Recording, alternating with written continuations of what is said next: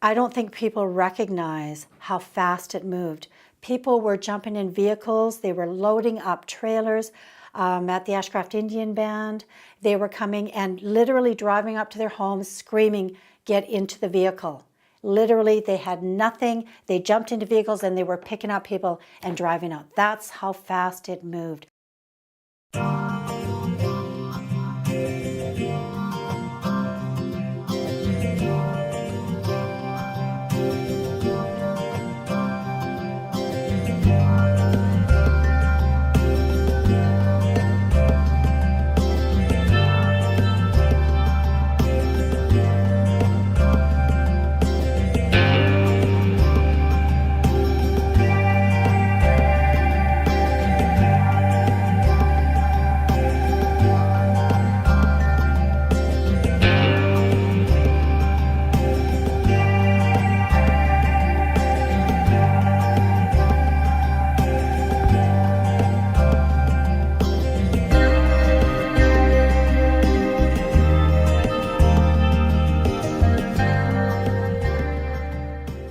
On July 6, 2017, a 2-hectare wildfire began west of 100 Mile House, British Columbia.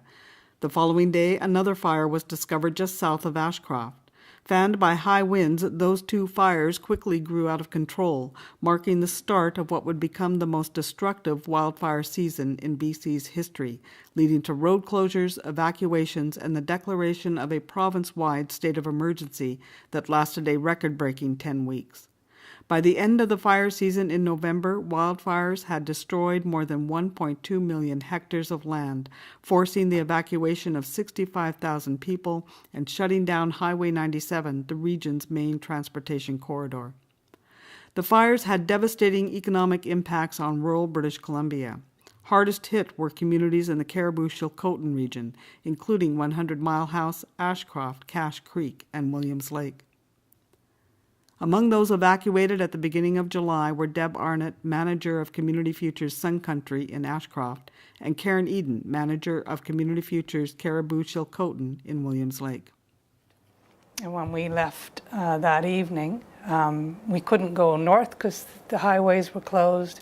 We couldn't go south because the highways were closed. We couldn't go up towards Horsefly Likely because they closed that off as well. So we had to, and there was no police escort or anything, so there's a road called Enterprise Road. And that was like driving it was 6 o'clock at night. We drove on Enterprise Road, which is a gravel road. It took us nearly 3 hours to get to Williams Lake, a convoy of dust, and we had no idea where the fires were. I think that for me, that was the most frightening part, is not knowing where the fires are, and we're driving in this dusty gravel road into the bush. At dinner time that night, they arrived and they said, the RCP came and said, "Pack up, you've got 10 minutes, get up to the highway." We just basically load up our trailer and off we went.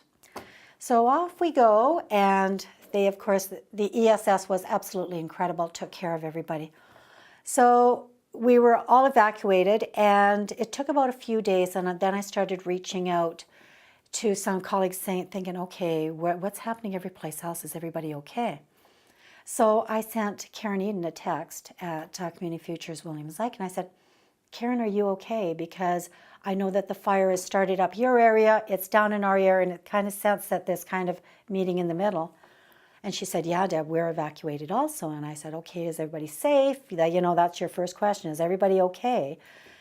And she said, "Yeah, we're living in our trailer." And I said, "Well, it just so happens we're living in our trailer also." And so then we text back and forth, and we were both thinking, okay, we should be back home. And then we started hearing the stories from Thompson-Nicola Regional District saying, okay, this is getting big and we're out of control. Deb and I, through the whole time, have been, communicating how, kind of keeping an eye on each other and how we were doing, emotionally, and trying to get into motion this plan to do something, because we knew if we can see the struggles, when this is all over, it's going to be a massive task to try and help those businesses get back on their feet, and people that we felt were relying on us to help them out. So I thought we better have something ready. I'm looking around and I'm thinking, we're at the start of the season. What are our businesses going to do? We are in big trouble because prior to the fire, our businesses were struggling. I mean, that's just, rural BC. You're always trying to find a way of making it work. So we had a meeting in Chilliwack before we went to WED, and the whole province was invited. And I don't remember how many people joined in on that call, but I'm going to guess probably about 13 or 14 CFs. A short notice in the middle of the summer, so that was pretty cool. So, we had the meetings, and then we came up with a plan, and had connecting with Greg off and on throughout. And it was about this point that Greg came on full time, so we became the Three Amigos, as we've since been called. When Karen and Deb were evacuated, there was a very strong incentive for them to get involved right away in looking at what CFs could do to support wildfire-affected businesses. And because we were not evacuated, that level of incentive wasn't there early in the game. And so when Karen and Deb started developing programs and looking at the impacts, and it made sense to include our area because we've been cut off from transportation links, and that we did have impacts even though we weren't, most of the area wasn't evacuated. Then sort of we came into the process probably 2 or 3 weeks into where they had started from. So literally within a couple of days, Deb had been evacuated, Karen had been evacuated, and effectively half of the province of British Columbia was on fire. So was able to keep in touch with Deb, who was living out of her trailer, was able to get in touch with Karen, who also was in the process of being evacuated and living out of her trailer, and basically said, okay, we need to do something. What does that look like? I'm new on the job, and I know that doing nothing isn't an option, so I'm here to help. What can we do? So they decided that they were going to come to Vancouver, and we were going to go have a meeting with WD, which was very timely because, of course, I hadn't had the opportunity yet to meet with Western Economic Diversification either. And so was looking for an opportunity to go and introduce myself and get to know them as they were with me.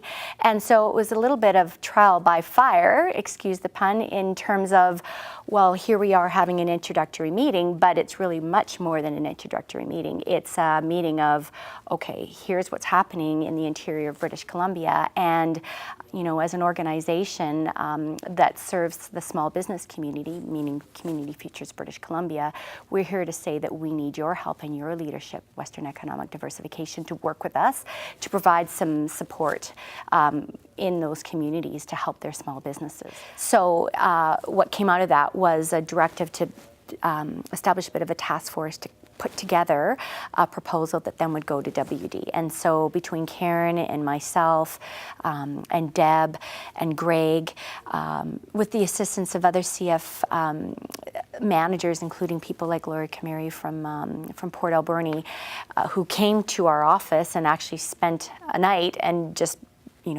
we huddled in our boardroom and just put together the proposal that kind of comprehensively outlined the initiatives that we felt needed to be incorporated in order for the communities, and specifically the small businesses, to recover and transition in a way that would see them actually not just surviving but thriving into the future. So that's what we did. By July 26th, we had a proposal into Western Economic Diversification, which in their opinion back to us was unprecedented. They'd never seen anything come back so quickly from the network in terms of a proposal. And our response to that was, well, we don't have time to waste here. Time is of the essence. And so this is, in our opinion, based on the feedback that we're getting from the communities that have been the greatest hit, what is needed in order for us to be able to really assist in that recovery and that transition process.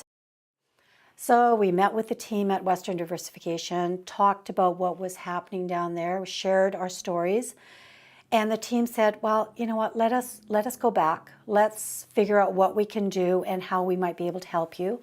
And we said, okay, we'll leave that with you. So when we left that meeting, we went and had lunch and talked about, okay, where do you think we're going to go with this? And the three of us recognized, well, you know what, we can't have the eggs all in one basket. So we need to reach out to other stakeholders. So on the way back, we started thinking, okay, so there's Northern Development Initiative Trust. Who knows? Let's give them a call. So we had some preliminary discussions on the phone, but I am a strong believer that you need to meet people face to face. You need to be able to tell your story, because through emails, the phone, it really doesn't share the impact. And the team from Northern Development Initiative Trust are in Prince George. So they got a feeling of what was going on, but they weren't evacuated and they weren't seeing the huge impacts yet, because of a lot of people were evacuated and sent to Prince George. So their businesses were doing well. And that's okay, right? We needed to all go somewhere. In our area, I was going to Kamloops. So Kamloops did a little bit better than, some of the other communities. So we did a road trip at the end of August, went up to Prince George. And at that time, there was Karen and Greg from Community Futures Quesnel. So we met with them and we sent them a proposal, and we were looking at business ambassadors. The reason we looked at business ambassadors was because with our small businesses, just what we were personally going through, we thought, now how is a business going to sit down and complete different applications from programs? Their minds are scattered. They're figuring out what they're going to do. They're trying to figure out how are they going to pay the bills that have come in since the time as we were all evacuated. And they have, of course, still had payroll. And they were living it too. They were evacuated also. They were wondering, okay, what's going to happen to the business? Do I have the right insurance policy in place? All of those things. So they were a mess. I got to tell you, they were an absolute mess, because not only their home life, but their livelihood was also affected. So the team at NDIT, I thought, were really understanding. They said, provide us the proposal. So the three of us got together against Greg, Karen, and myself, did a proposal and said, okay, let's number one, we need to get the business ambassadors in place. Through their efforts, Deb, Karen, and Greg were successful in accessing $200,000 from Northern Development Initiative Trust and another $140,000 from the Caribou-Chilcotin Beetle Action Coalition to help businesses in their communities recover from the wildfires. The funding, which came through in late October 2017, was used to hire a team of business ambassadors to assist businesses and not-for-profit organizations in evaluating the impact of the fires on their operations and accessing the appropriate recovery programs.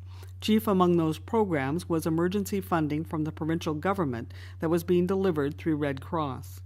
Shortly after, on January 2nd, Western Economic Diversification confirmed that they would contribute $1.3 million to the wildfire recovery process, and the Wildfire Business Transition Project was launched. Funding from WD enabled Community Futures to expand its coverage to include Community Futures of the Central Interior First Nations and Thompson Country, both based in Kamloops. The business ambassadors were essential to the recovery effort and key to the program's success. Hired in December 2017, they were on the front lines in their communities, reaching out to help impacted businesses. Sue LaChance in Williams Lake was responsible for coordinating the activities of the business ambassadors for Community Futures Caribou-Chilcotin, North Caribou, and Sun Country. So we originally started out with the Red Cross program was our the main focus. We had the Red Cross funding. We worked with the delivery agent, which was Marsh. They were the ones that were overseeing the program for Red Cross. So we worked quite closely at times with them. Businesses would come in.